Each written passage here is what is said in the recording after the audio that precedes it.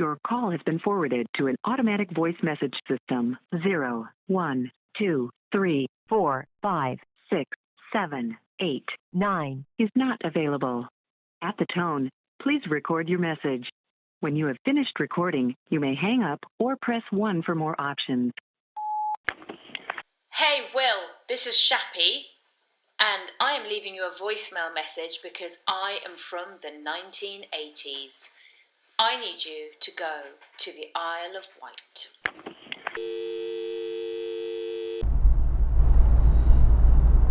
The sun has got his hat on, morning has broken.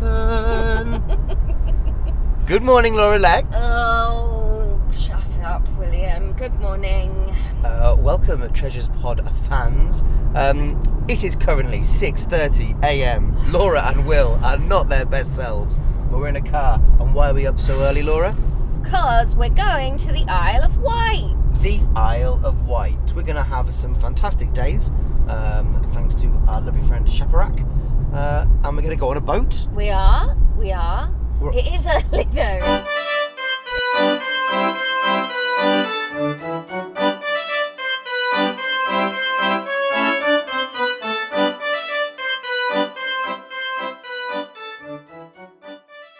So we're on the Isle of Wight. We would have recorded on the ferry, but what happened, Will? Circumstances happened, Laura, beyond anyone's control. Beyond anyone's, who could have possibly been expected to remember the microphone. We got off the ferry and we were on the Isle of Wight for all of about 30 seconds, I'd say. And that's a very conservative estimate as well. And now we are on a ferry that's a bridge boat. The floating bridge, it's called. Yes. We got gesticulated at and Will was very angry about it. Well, there's a complete lack of signage, and don't get me wrong, thus far, Isle of Wight, big fan. The man in the shop, very friendly. The cyclist from Wales, very friendly. The man, very friendly. The bridge staff, very rude. Well, there's no other way they could have communicated to us that I needed to move the car back from that distance, but I agree, beeping the ferry horn at us was a bit much. Beeping the ferry horn at us was a bit much. So we have arrived at our first destination, which is the Visit the Stone Age Museum. I'm handing over to you now to talk me through this museum. So we've stepped into the museum. We're sort of in the gift shop. I love how cute this is. I don't want to patronise it by saying it's cute, but it's just like somebody's passion project, it feels. Yeah, absolutely. So, should we do a quick into what the Stone Age is? The Stone Age was the time where we mainly made tools out of stones. Yeah, stone was the hardest thing we had. Yeah, the most, and it's workable as well. So here are some flints. Okay, so just to our right, there's a little basket with flints. So you can feel that there. Yep, it's a sharp edge. Yeah, all right. You can cut wood with that. So you get the Paleolithic, the Mesolithic, and the Neolithic. Paleolithic is the oldest, 650,000 BC to 10,000 BC. The Mesolithic, 10,000 BC to 4,000 BC. The Neolithic, 4,000 BC to 2,200 BC. So humans are around, sort of to the end of the Mesolithic, I think. The Neanderthals are around in the Paleolithic. Neolithic is Stonehenge. So about 3,000 BC is Stonehenge, so that's 1,000 years into the Mesolithic, the Neolithic, sorry. Then you get the Bronze Age, then you get the Iron Age. So the Romans are the Iron Age. We are in the Silicon Age, in case you're interested.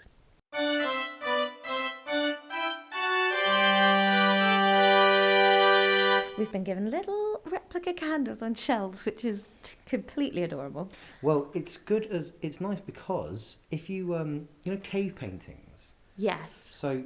No, don't spoil this, because this is the one thing I read about recently I wanted to tell you. The thing about cave painting is I know nothing about them, Laura. So if you have anything you could tell me, that'd be super. Well, let me tell you this, that I read an article the other day about how potentially cave paintings were meant to be seen more like primitive motion pictures because the way the fire flickered in caves made the pictures move a bit, because cave paintings are always found quite deep down in dark parts of caves where we didn't actually live. What a fantastic fact. Well, thank you for teaching me. That's okay. And so basically in front of us is a sort of tunnel, like a cave mouth, made of tusks from a film. They're apparently replicas from a film set. My guess is the Flintstones. My guess is John Wick. One of us is right. Okay. Stay tuned. Is John Wick the one with thingy from Friday Night Lights in it? Keanu Reeves. No, I'm thinking of the wrong film. What am I thinking of? I couldn't tell you. What was that Disney flop with... John Carter. That's what I'm thinking of. That was Very set on different film. Mars. Was it? I thought that was set in like the Stone Age. Okay, I've gone through now. It is dark in here. Okay, I'm enjoying the cave paintings. There's like a couple of women and a baby in that corner. So we've got a couple of replica hand axes. So they look a bit like a teardrop. The entire edge has been napped, which is when you... Put it down for a sleep. You an idiot. Created a sharp edge. So you would hold this at the more rounded end with the point pointing down, and you would hit onto either an animal carcass to separate the hide, some wood to separate some pieces, maybe even some less hard stone to nap itself. So yeah, that's a hand axe there. All right. Do you want to feel it? Sure. I'll put my shell candle in my other hand. Oh, it's heavier than I thought it would be. Well, it's made of flint. Yeah, but flint's light, isn't it? Isn't flint in lighters? A tiny little bit of flint, yeah. Yeah, so I just thought it It's would not, be light. not a hand axe in it. No. In a clipper. Yeah, I knew that. That's heavier. I just stabbed Will with it. So that's that. We've just also walked past a sign saying, "Be careful, flint's very sharp." And Laura's attacked me with the first bit she's got her hands on. Yeah, there's some furs on the floor as well, and a little replica cave fire. Oh, I love this. It's genuinely quite dark and creepy going down here. If I was a kid, I'd have been well scared. So a friend of the owners has done some replica cave paintings. So there's a family of mammoths. There's a huge deer-like creature. There's a Star of David. Now, I don't think that's original. No, that feels like modern day graffiti. I want to say chipmunk. Beaver? I'd say beaver. It's got such a lovely homemade feel. You don't feel like you're at the Natural History Museum, but it's so nice and fun and different. It's not big. The whole place is maybe 5 meters by 4 meters. We'll be out of here in 20 minutes. But if you've got kids and £2 to come in... Yeah. And the lady that owns the museum, she has spent her life as an archaeologist. So this is just stuff from her collection and her sort of passion project. Oh no, there's a dead man cave painting. Who seems to have been killed by a raven on stilts. That is Robin Hood. Oh my God, someone call the sheriff.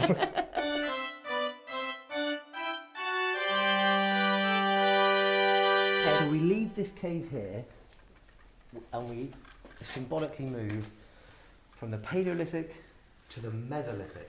Okay. The What are the Mesolithic- big changes? What's just happened? Well, the Paleolithic... Don't lean too hard on that. The Paleolithic Shift has happened. Okay. Is that a tectonic shift? Or a shift in culture? It's a shift in quite a lot. The temperature has certainly changed. It has dropped. Right. Which is part of the reason that the Neanderthals had a bit of a bad time. Neanderthals were almost exclusively hunter-gatherers. But it got so cold, particularly in the UK, around this time, that the Neanderthals had to go where the food was. They had to follow. It may have been reindeer. Don't fact check it, but I think it was reindeer. So they started going off into Scandinavia and etc. Even colder, they died out. Whereas we, Homo sapiens, were able to start animal husbandry. The Paleolithic Shift. It's a big thing. Right. So we started kissing horses. We started kissing horses. And we won. So behind us, there's a sort of replica of a wooden hut. Yeah. So very rarely did anyone actually live in a cave. Okay.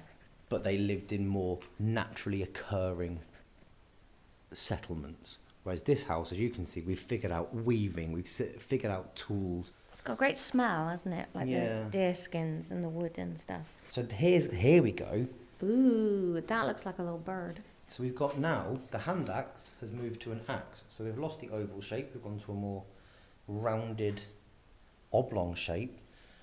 But the flint is quite wedged into I feel like Patrick Bateman when he kills that guy. Do you like Huey Lewis in the News, Laura?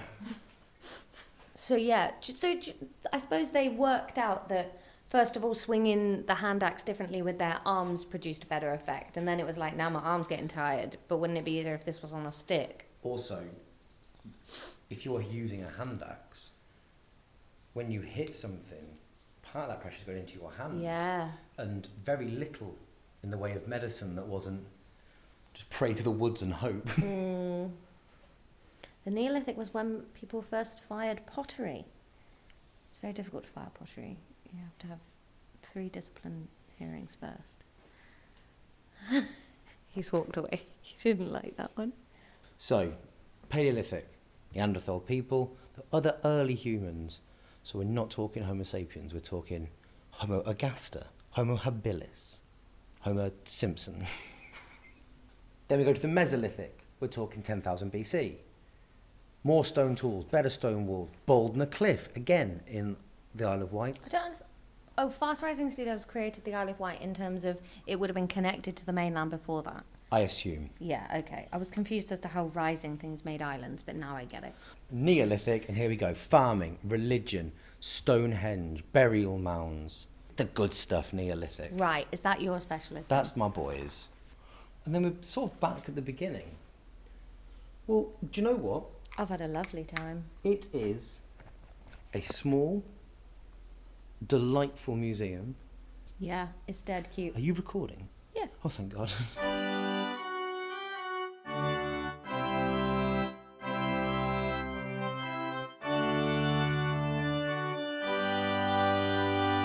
So we have jumped in the car, which will drive for about 20 minutes. About that. What's happening, Will?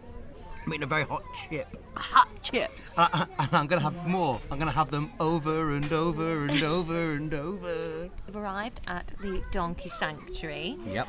Where we've immediately sat down for a scone and a bucket of chips. Yes. I'm sad there's no salt and vinegar for the chips, but I'm other than that, I'm sad okay. I'm sad that it's definitely a bowl. It is, and a small bowl at that. But anyway. Also, Laura's found out reasonably recently, I find animals of the class, horse, and I'm including dogs in that, terrifying. Why didn't you tell me this when I booked a donkey sanctuary? Listen, I'm all about content, mate. If I get kicked to death by a horse, I'll go down in an absolute history of Why would you get kicked to death? 1, they're behind fences. 2, there's literal irritating children here and they're not kicking them to death. You are crucifying that scone. That scone is falling apart under that butter. Now, the butter has far more structural heft than I anticipated. You right? So despite the fact that there were absolutely loads of donkeys and horses right at the gate where we came in, Will has led us away from the donkeys and horses, and we're just trekking into the wild now, really. Right. We are trekking along a made path with a fence and a gravel. But no donkeys! Well, I will concede. I thought there'd be more. I just don't know why we walked away from all the donkeys we could see. It has to be different. I don't know why. I'll tell you one thing about the Isle of Wight, and I can't blame them for this, because they haven't controlled the weather. It is changing every 5 minutes between far too bright to not wear sunglasses and far too dark to be wearing sunglasses. You should get those reactor lights. Yeah, but my dad had those when I was a kid, and Yeah. I'm sure the technology will have advanced. But he'd walk in somewhere looking like an absolute prick. Then 5 minutes later they'd clear. They're like, "Oh, hello, John. I thought you were just being an asshole." And then he'd leave. Don't about me. I'm not going to change anything. And he'd go outside and his retinas would burn off. And then it'd be like, they put a sheet over a dead body. Yeah. The dark in the screen's covering the now blinded John Duggan. Oh, a donkey's coming towards us. A brown donkey. Now they're all wearing collars that tell you who they are. It's got their names on the collars. This one, it begins with a W. Turn your head, donkey. I think we're looking at, hey, what's your name, buddy? Washington? Winston? Winston? Hi, Winston. Oh, my friend's got a cat called Winston. Hi, Al. Oh. So Winston's a donkey. So how do you get a donkey? You make a horse and I think donkeys are animals. donkeys are... A mule, I think donkeys are animals. as in they exist naturally. Like a mule is a donkey and a horse. Right. Look at these lads, all right? That one looks like a llama. Got no name though. Oh, The donkey he's with quite no a name. scarry up face. Do you think he's a rescued one? Yeah, he's got a bit of a manged face. Oh, I'm sorry, you look baby. nice. You're handsome. You've got they've got smaller faces, donkeys, haven't they? And those like sleepy, cutesy eyes. Yeah, the one that you can hear. Oh, one of them's rolling on his back, having a little sand bath. His name's Andy. Andy, yes, mate. Emily's got like a Look sort at of. me touching Emily. She's got like a cross on her back. For the listener, Emily is a donkey. I haven't just gone on to a woman. It's very peaceful here, isn't it? That's what I like so far. I mean, I know we've picked out of the way things to do rather than like the big castle that was advertised on the ferry and stuff. But I like that everything's got like a very rustic feel about it. Oh, this donkey's trying to eat and I just tried to stroke its ears and it was like, get off me, bitch. I'm having my lunch. Her name is, or his name. Buttons? Well, I'll tell you what. This. Oh, Yeah, what, is that buttons. What hung like a donkey means? Oh, I can see one testicle. Does it appeal to you at all living on a tiny island? I do. It's called the UK. If you could have a second home anywhere, where would it be? Probably next door to my current home. Then knock them through. Big house. Oh, we're coming up to 2 more donkeys now. These look like babbies. That one is particularly little. Oh, and very fluffy. Oh, and pooping. Whoa, it just pooped out a plat of poop. Why is its poop platted? This donkey has never heard the phrase "don't shit where you eat." No. Good Lord. Does, like, donkey poop disappear like cows and stuff? Their poop lasts for ages, doesn't it? What are you on about? Like It lasts for ages. What are you when using it's it on for? the floor, it doesn't, like, you know, they are just shitting on the floor and then they eat off the floor. So they just eat bits of their shit all the time. But probably your dog does that though. She doesn't eat her own shit. She Everyone's eats dog fox does. shits. Hello, little donkey. Little donkey. Oh, you can see now why it was such a big deal that a pregnant woman was on one of these. That is heavy. Not very big. So there's a good board up where they've got all of the donkeys listed and they're in their little gangs. Herds. Herds? Is it a herd of donkeys? It's a herd of donkeys. We've been past the friends and family, and I think these 2 at the bottom, was it Phantom and Kitschy, do you think? Yeah. That we met in that little small field?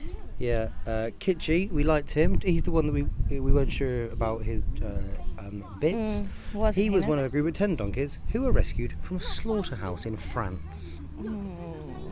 Keep it light. Now, there are 5 donkeys who were rescued from the slaughterhouse. I'd have called them the Slaughterhouse 5. Right, Yeah. come on, let's go see some Which more. is your favourite one on the list? That one. That's back out. Don't even go down there. You were just determined to just look at empty fields. I love a field. Donkey. Nobby's Nammet? What's a Nobby's Nammet? Found a sign for a Nobby's Nammet. Nobby's Nobby's Damn It Nammet. is the hub of all activity. All right, opens at There's 7 nothing a.m. happening here. for breakfasts and doesn't close until 5:30 p.m. after the donkey's suppers. Oh my god, when a donkey needs medicine or treatment, we always make sure their best buddy is there. I love this place. That's really cute. If I go into hospital, I'm going to take you with me. Thanks, mate. Thank you. What if You have to watch the surgery with your eyes held open like Clockwork Orange. I'd say to the surgeon, can I cut that bit? That's a mouth! Okay, we're going into Bruno's bungalow now. Some donkeys arrive with a condition called laminitis. That's when they've got plastic moulded all over them. Will? Nope. No, he's not having it. We've got some miniature There's some tiny donkeys. Oh, hello, baby. Oh, sweetheart, aren't you nice? I like the donkeys. I do think 144 gets a bit samey. But they're so cute. Especially these 2. This is Geraldine and Felicity. I think Felicity might be my favourite one so far. She's tiny. I'll tell you what, the donkey sanctuary itself seems really well. Like, the woman, we just walked in a while ago, I'm like, oh, hey, we created recording. Then just was like, right, we're opening 987. She loves it. She loves being part of it. You've got to like that. I think the thing is, you know how Warwick Castle we were like, yeah, but it's fine if you want that kind of thing. I think if you're the kind of person who thinks, I'd love to go to a donkey sanctuary. And see 144 donkeys. You'd love it. I'm the kind of person who's like, I have seen Shrek and that is enough. See, I'm having a great time because the donkeys are rescued, so you don't have to feel guilty about, like, I'm at a zoo. It seems like really nicely put together. Nothing's like falling down, so you'd also don't like. We'll donate some money, but you don't feel guilty all the way around. Like, oh god.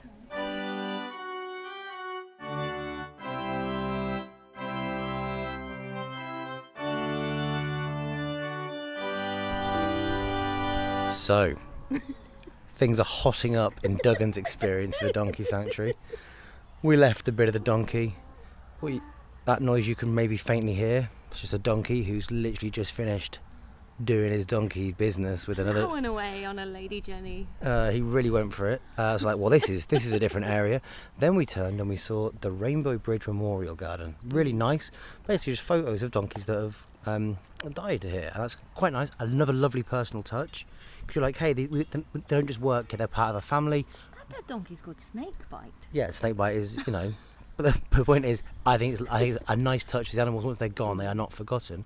So Laura and I were just saying, hey, maybe we'll record a bit about the sex donkey and the nice donkey there. And a couple with their dog walked past the memorial garden, and their dog did a massive piss on it.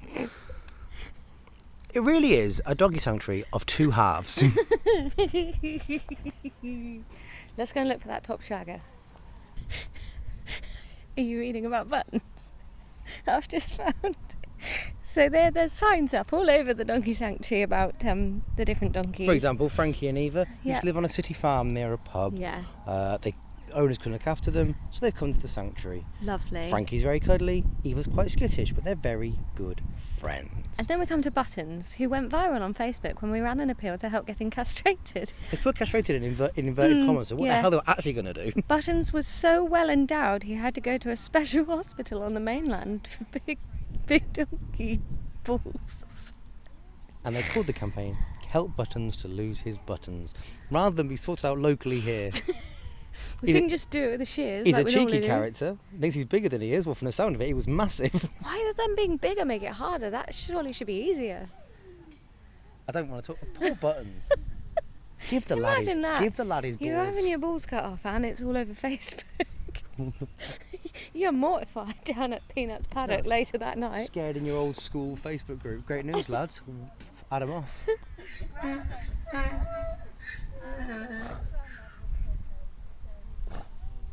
It's not a nice noise, is it? It's not. I tell you what, it's the closest. Like you never hear a cat say meow. That was pretty close to. You do hear cats say No, they meow. go meow. You ever heard a dog say woof?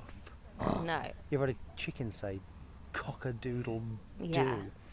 That donkey said eeyore. That donkey wants a bit of ivy, I think. He's got a boner. Oh no, they're going to bang again. I wonder if that's Buttons. He's trying to mount. He's sort of resting his Oh my neck. God. Oh my God. Oh, no. Oh gosh. Oh, she doesn't want it. Oh, That fella This went from is- 0 to 60 in half a second. it's still growing. Oh no, another one's getting involved. Mate, you're going to push her over.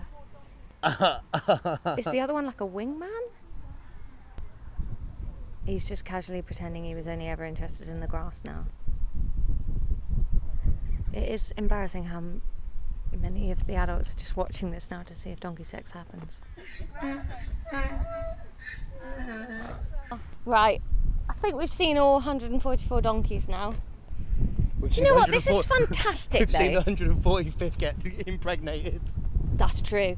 Because if you lived here or were just here for a week, how great that you could just, like, you could pop in for half an hour here every day of your holiday if the kids were into it, you know, and just stroll around and say hello, good morning to the donkeys every day, and then go and do whatever you're doing that day. Yeah, and have a pretty reasonably priced breakfast as well. Yeah. Like, I like that it's just so easy going. It's not like, oh God, we've got to make the most of it and really stare at each donkey. You can just kind of drop in. Like, what have we been here? Hour and a half? Yeah, the first 45 minutes we're eating chips. Yeah, exactly. I've had a really nice time. And I'm like, yeah, I'd come back tomorrow and wave to them again. I probably wouldn't. So we've driven about 3 more miles down the coast and literally stopped on a hill overlooking the sea and the most amazing cliff face. And we are searching for the beginning of Shanklin Chine. We found the Chine Inn and we found Chine Esplanade. So we think we're in the right world. Found a restaurant called a Chinese Takeaway. Maybe that's something to do with it. Oh, looking down over this wall, there's the Fisherman's Cottage Inn. Looks very adorable. Chine starts there. All right, we're on the right track. So Laura, please help me out. I've been saying, I'm looking forward to going to Shanklin Chine and singing a song. What's a chine? I think it's a gorge. Laura, what's a gorge? Like a gorge, you know, like Stampede in the gorge. Simba's down there. A big bit of cheddar. Cheddar Gorge is a gorge. It's like a cliff valley. Oh my goodness. Can I stroke your dog? Oh, it's so beautiful. Hello. Hi. Oh, hello. Is it Puppy? Yeah, she's only 6 months. Oh, hello, darling. Oh, sweetheart. Oh, you're so cute. The curliest little tail. Laura met a dog. What was happening? I'm so distracted. I did a cheddar gorge joke. You were doing mate. a Cheddar Gorge joke. The thing is, mate, I grew up right next to Cheddar Gorge. Some people kissing in the sea. No, it's one person trying to get a hairband out. Never mind.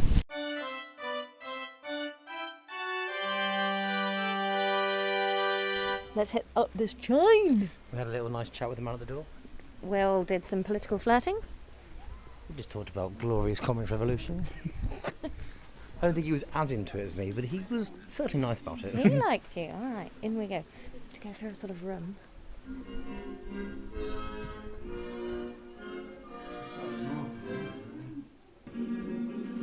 So we're in a room here which is sort of dedicated to war memorabilia. You can hear the television, I'm sure. And a dinosaur backbone. That too, yeah.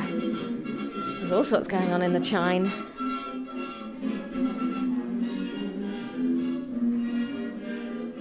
Lots of stuff dedicated to the 40th Marine Commandos, which is the one I grew up next door to, excitingly.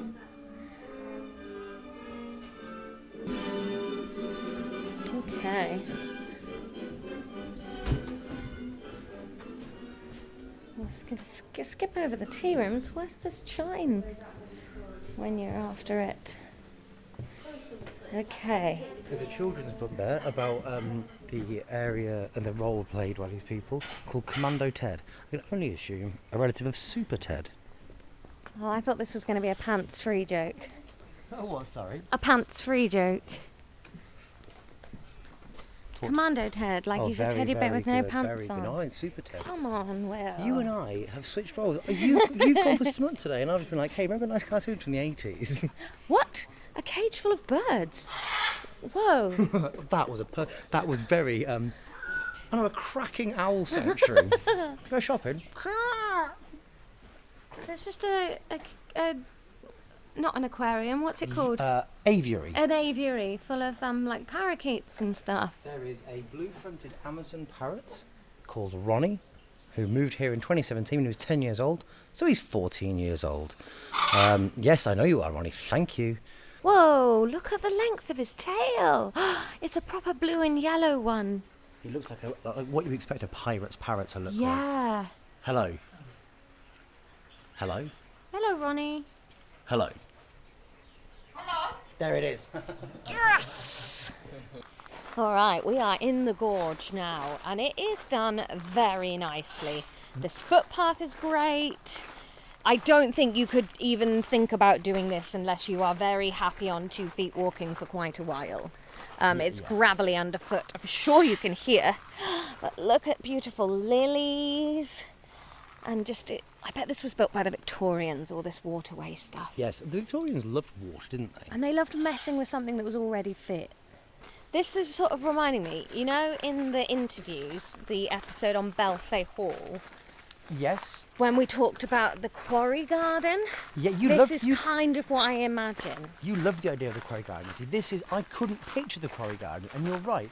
This is kind of it, isn't it? That the geography has been manipulated somewhat I mean, you could argue that things are nicer in their raw state. I think it's lovely here. But also, loads of places like this would exist in their raw state. We're not visiting them because they're not a thing, and we'd get mucky and we'd get lost. Whereas this is a sanitized raw state. Just makes it a bit easier to explore, doesn't it? Series 3, we're going to go to the Amazon. And apparently at night this is all lit up. They have illuminations on all of it. They do music on Tuesdays and Thursdays, I read at the top. Ooh. None of that for us.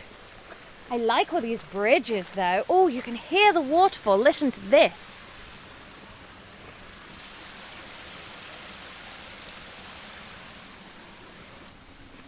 This is a nice bench.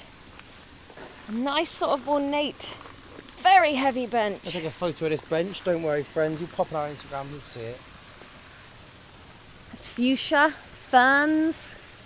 We're on the most gorgeous little cobblestone bridge now. This would be a cute place to come and get wedding photos done. I bet they do weddings here. Yeah. If you've ever seen the TV show, is it Fern Gully, The Last Rainforest? The film? Yeah. Yeah. Not the TV show, sorry, the film. Yeah. It reminds me of the fairies and that who are sort of experiencing Yeah. it. Because you feel very small in here. Yeah. It's very green. I don't know if it's because we've had such a wet summer, but this sounds raw dumb, but you're just encased in green down here. Because you can't really see the sky when you look up. It's just a green canopy over the top. They should get some howler monkeys. I tell you what, how big is the Isle of Wight, Laura? 40. It's 40, right, cool. So it's 40. But I think it's going to come as no shock to anyone that it's reasonably small. But the fact that we've been in so many different... It is, to hark to your favourite thing, Minecraft. It's very different biomes, isn't there? If you told me when we were on that biome yesterday. What does biome mean? area of sort of climate, I think. Ah. But if you told me at the industrial estate that was the Stone Age Museum, we were 4 miles from enough green space to be a donkey sanctuary, I said, are you sure? And if you told me then, oh, by the way, you're 2 miles away from a huge... Jurassic Park. Jurassic Park. I'd have gone, stop lying, you piece of shit. The silence got it all. Ooh, the acoustics are good, aren't they? They Right. are so nice. Up ahead of us is a really cool bit of waterfall, and it's got a little hut on the top. A bit when you're at Disney or somewhere and you're queuing for the Indiana Jones ride or something and they make all those fake huts to make the queue more interesting. Sort of looks like that.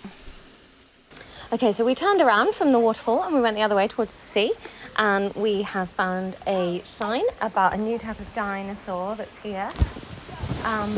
It is called Pteronovator inopinatus. Yes. Which I think has summoned one of the lesser known demons by saying that.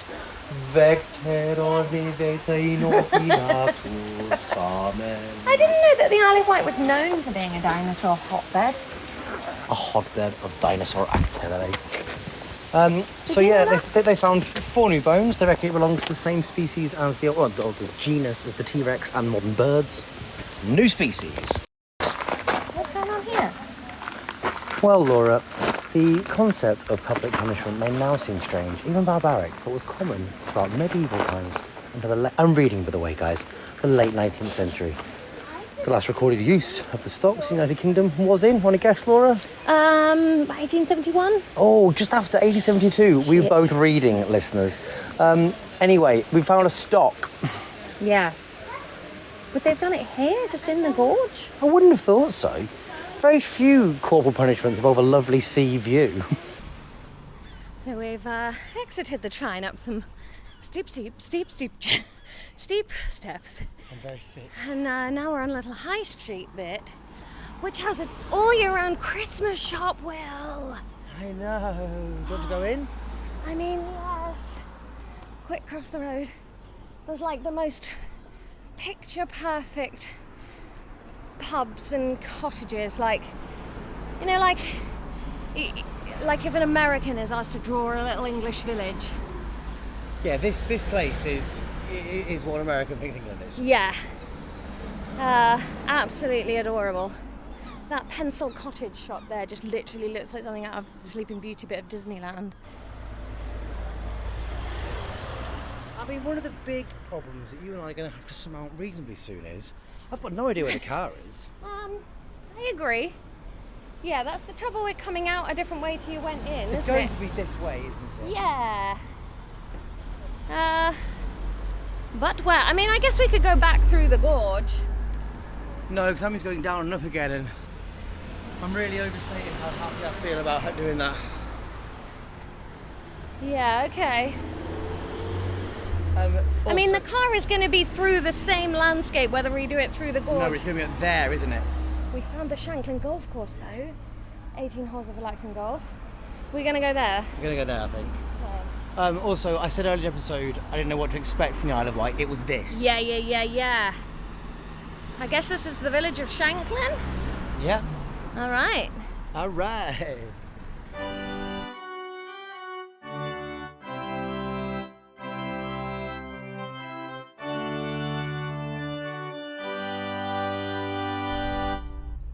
Well, Laura, what a day we've had on the Isle of Wight. Yeah. It's time. I'm knackered. Yeah, I'm knackered. My feet hurt. I'm sweaty. I It's can't decide if smoggy, I'm innit? hungry, thirsty, neither or both. So we're going to head back now to the mainland. And while you drive us to the boat, I thought we'd have a little look at the TripAdvisor for the places that we've been to. Yeah, all right. This will be the first time we've looked at TripAdvisor after we've already done the attractions, so we'll know whether they're right or not. Yes. So let's start with Visit the Stone Age. Yes. Now, Visit the Stone Age was, I think, it's quite a small thing. It's Tiny. So it only has 5 TripAdvisor reviews. Mhm. But they are all 4 and 5 stars. And they basically all say, this is lovely. Yeah, well, that's the thing, isn't it? It is lovely. Like, if somebody said to me, oh, I'm the biggest museum fan in the world and I want to go and look at in-depth stuff and be there for hours, I'd be like, hey, it's not the place for you. But if somebody said to me, I want to do something a bit different, I want to support something interesting and somebody's passion project, and I don't know anything about the Neolithic, Mesolithic, The Stone Age. Paleolithic, The Stone Age brackets general. yes, then I'd say like, oh, go, and it's so cute and it's less than an hour and it's just like, you'll never ever go anywhere like that again. Yeah, I think if your kids are interested ever so slightly in archaeology and young and want to experience a bit, perfect. Let's move on to the TripAdvisor for the Donkey Sanctuary. Now, I think fair to say we both enjoyed the Donkey Sanctuary. Yup. You enjoyed Donkey Sanctuary a bit more than I did because you like donkeys more than I do. Yeah. But I have very little bad to say about the place. I think the animals were clearly happy. Yeah. Plenty of space. The staff love what they did. You make me feel now like you're building up to somebody absolutely slagging it off. So I've been on the TripAdvisor. Yeah. There are maybe 1,600 reviews of the Isle of Wight Donkey Sanctuary. What do you think the vast majority are? I think the vast majority would be a 4. The vast majority are 5. Out of Yes, out of good.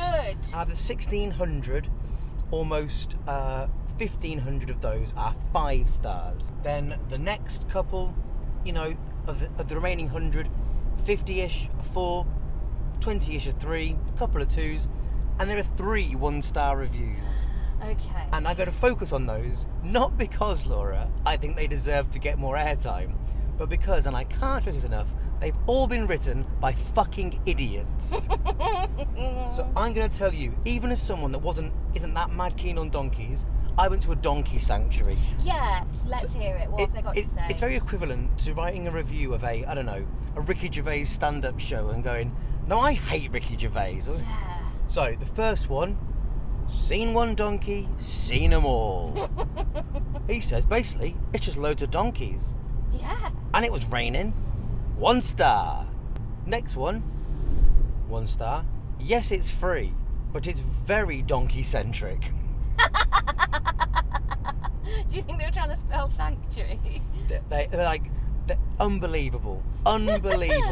Yes, it's free, but it's very donkey-centric. They had a couple of horses, but they really would put all their eggs into the donkey basket. No, donkeys don't lay eggs. Even I know that because they're not primates. And then the second one. Didn't rise to it. No, I'm not, because I'm going to rise to this utter jeb end. I can't. I really hope that one of the listeners to this podcast is someone who's given a 1-star review to the Isle of Wight Donkey Sanctuary, because there are 3 of them in the world. So if you've done it, you're one of them, and I wish you nothing but dreadfulness for the rest. I hope you get heartburn and it never goes away. Oh, Will. Rubbish. The donkeys don't do anything.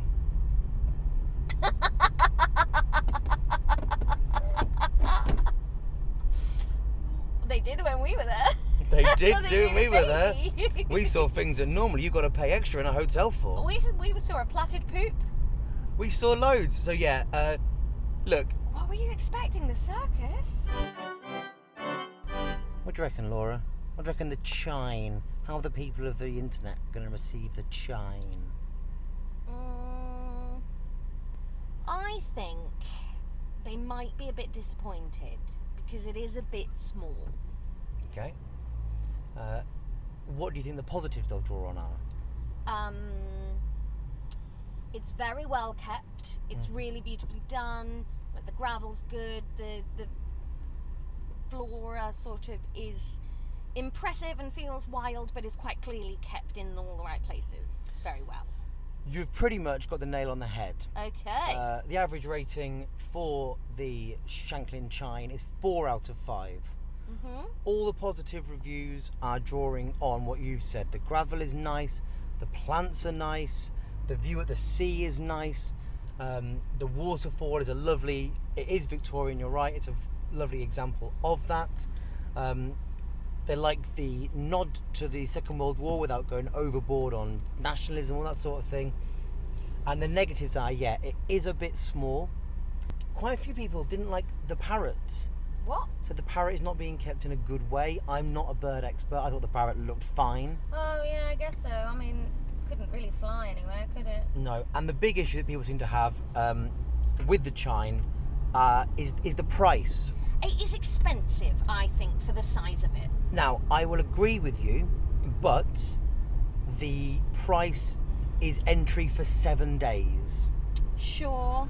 And again, of course, a couple of idiots complain the rain ruined it. Ladies and gentlemen, the owners of any attraction in this country do not control the weather. Now, I've also tried to find TripAdvisor of the Isle of Wight, and I can't. It's a place. You can't TripAdvisor an island. So what are your thoughts on the Isle? Obviously, we'll talk about it with Shaparak as well, but before we meet up with her, anything you want to say? I've had a lovely time. I think it's just big enough and proper enough that you don't feel like you're in a, silly place. Do you know what I mean? You're not on such a small island and everything's not made of cobblestone. It's big enough that you think, all right, I can see how you live here and just have a normal life. But it's cute, it's small, it's got towns, it's got real countryside. I've seen a dozen signs of things that go, oh, I wish we'd gone there as well. Right, you should go back on the boat then. Let's get back on the boat. Well, first we're going to hand over to us and Shappy now. Bye.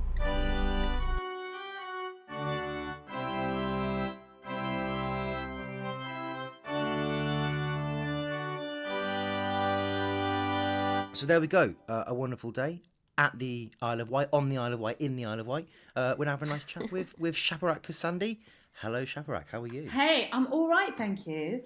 I love the Isle of Wight. Thank you so much for sending us. I'd only ever been to pop over for a gig and come back again. It was nice to spend a day there. Just one day. Oh, you need to go for longer. It is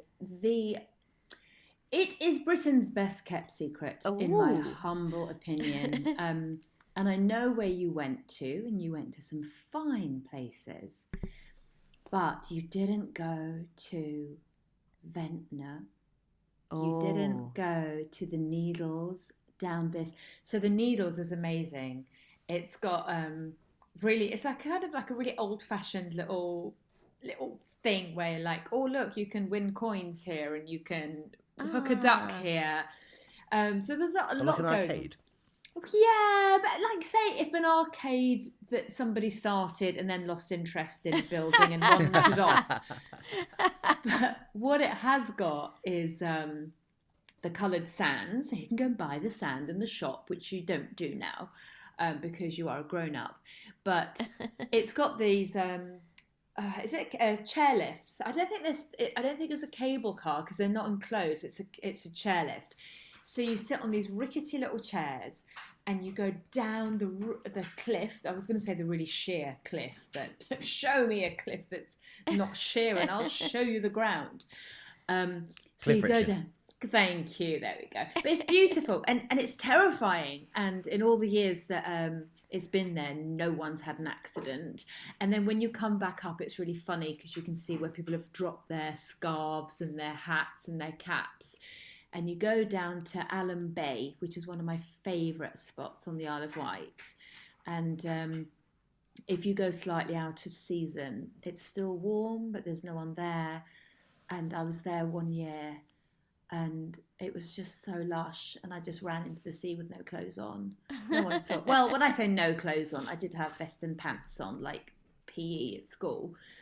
But there's lots of lovely places in the Isle of Wight. So you've been going to the Isle of Wight since you were a child? Like it's a childhood place for you that you've carried on into adulthood? Yeah, well, I went like most of us in the south of England did on school holidays. So that's where I went to the Isle of Wight. And I never went there again until I think my son was about 4. And Edinburgh finished and I had a boyfriend at the time. And I said, I need a holiday after Edinburgh. For some reason, I said the Isle of Wight. Let's go to the Isle of Wight. And we went there. I don't know, I just loved the old-fashionedness of it. And I stayed in this cute hotel with a donkey in the garden and an honesty bar. It was amazing. And so then my brother texted me and he said, my mate Laura lives there. So he had a mate called Laura who he was at university with. So Laura met me there. And Laura was so hospitable. She took me to her home. She has this gorgeous garden near the sea with this vintage caravan in it. She was a beekeeper. She kept bees.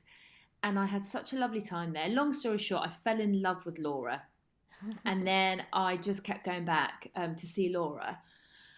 And I was just like, I love it here. I love it here. Every spare minute we had, me and the kids were like, let's go to the Isle of Wight. Let's go see Laura.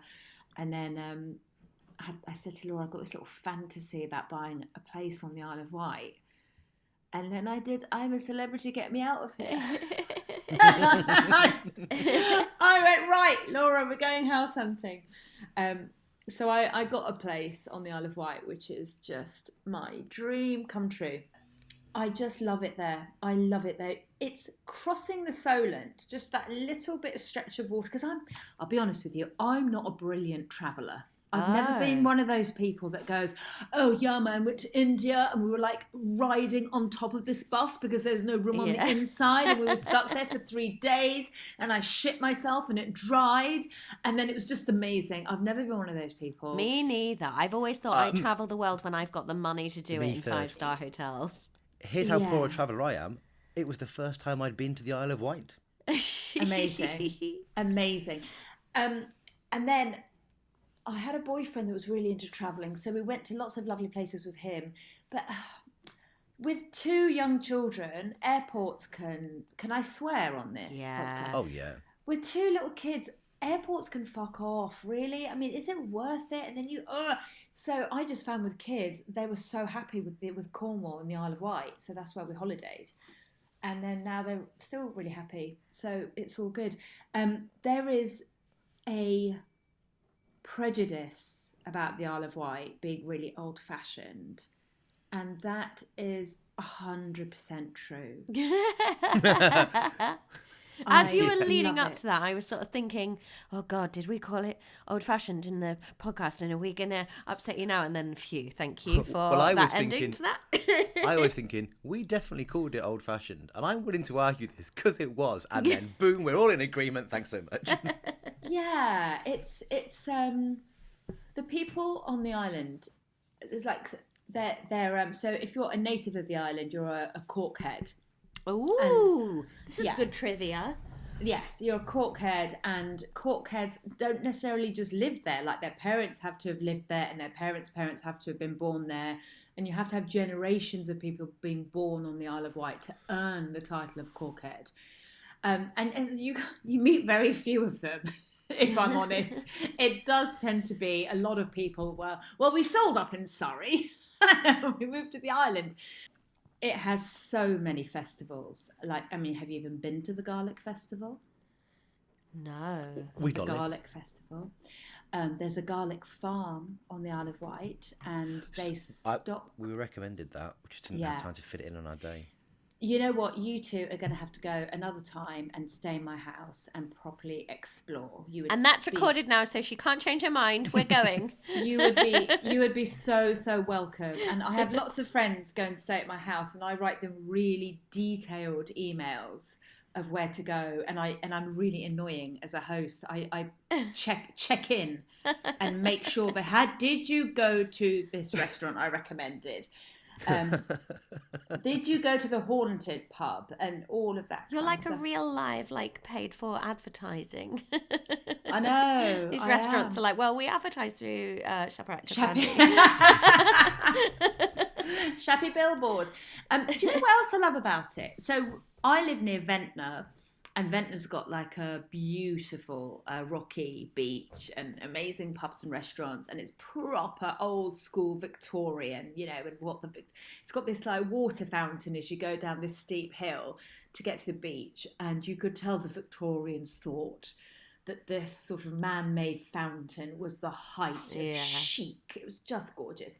But then you go to other beaches that are powdery sand. And there's a private beach that I won't say out loud because the residents who are friends of mine got really annoyed. I started telling everyone about this private beach that if you know the way, you can go to. Honestly, if I showed you pictures, you'd swear I was in Antigua. Wow. It's the warmest part of the UK. And the people there, because they live, you know, so close to each other, and they it's like you don't move to the Isle of Wight if you don't want to be neighbourly. Yeah, okay. You know, it's very much like, what do you need? Let me give you a hand, you know. Very, very communal, and you go there because you want to be part of a community and still do gigs in London. So it is a very special place to me, and it's the warmest part of the UK, and it's got proper, massive tropical plants growing naturally. Wow. I mean, that is really a perfect end to a perfect chat about what you think is a perfect place, and we had a lovely time at. I love listening to you talk about it. You can just feel the longing and the like, oh, I've made good choices that I have my house there and I can go it's there. So nice how much you're like... It's like, oh, we're saying we had a great time. You're like, for this and this, we liked it, mate. We had a great time. Thank you so much for joining us. This episode will probably go out in the next 2 or 3 weeks, Shappy. So anything that you want to plug, please feel free to. Oh gosh, yes, I'm on tour. I'm doing a tour called It Was the 90s, and all the details are on shappy.co.uk. And I also have a book out called Kissing Emma, which, interestingly, talking about the sea, is based on, it's a modern retelling of the story of Emma Hamilton, who was Horatio Nelson's mistress. And if anyone listening goes to the Isle of Wight, you must make time to go and visit the HMS Victory in Portsmouth before you get on your ferry. Yay! You're so professional, tying it all up together. Thank you so much for talking to us, and thank you for sending us. We had a brilliant time. And for people listening, you can now visit all the places we visited and all the extra places that have been recommended today. And there we go. Can you tell we're doing this one remotely? And there we go. That was lovely, lovely, lovely Shaparak Khorsandi, who has a book out and a tour and a house. Just for the listener, so what we do normally, we are on Zoom looking at each other, and we record on a separate thing for a cleaner audio file for you. Always putting you first. We're not doing the visual thing today, and any nods and winks have really shown how they disappeared. But what a lovely episode. What a lovely time. What a lovely lady. It's very nice to talk to Shappy today because it's like a much rainier, later in the year day. And it's making me think back even to the rain on the ferry as fond summer rain instead of this rain. Wonderful. Well, Thank you so much for listening. It's lovely. Oh, what'd you say, babe? I'm currently in Newcastle and it's beautiful blue sky. Oh, don't come home then. It's grim here. Oh, I have to come home. I live there. Yeah. Thank you for listening. Laura, where can people find us? People can find us on social media at TreasuresPod. You can email us, nationaltreasurespodcast@gmail.com. And if you like what we do and you want more of what we do, we offer an extra podcast a week, our Years and Years podcast, which is where every week one of us takes the impetus. I'm not explaining this very well, am I? No, but I'm enjoying it. To learn about a single year in history, and then we tell the other one all about it. And for £5 a month, you can get access to that podcast plus a whole host of other things on our Patreon. It's patreon.com/National Treasures podcast. And that's... Or just National Treasures? No, you did so well. You did so well. You should have believed in yourself. Yeah, if you go to patreon.com/National Treasures, you can have a look around at what we offer for what we do. I think I just firmly never believed that no one got to that before we did. I know exactly what you mean. Right. Goodbye, everyone. Have a nice day. Goodbye, Laura. I'm going to go and sit on a train for 5 hours. I'm going to go and sit in my sofa and finish knitting my bobble hat. Take care, everyone. We love you. See you next week. Goodbye. Goodbye.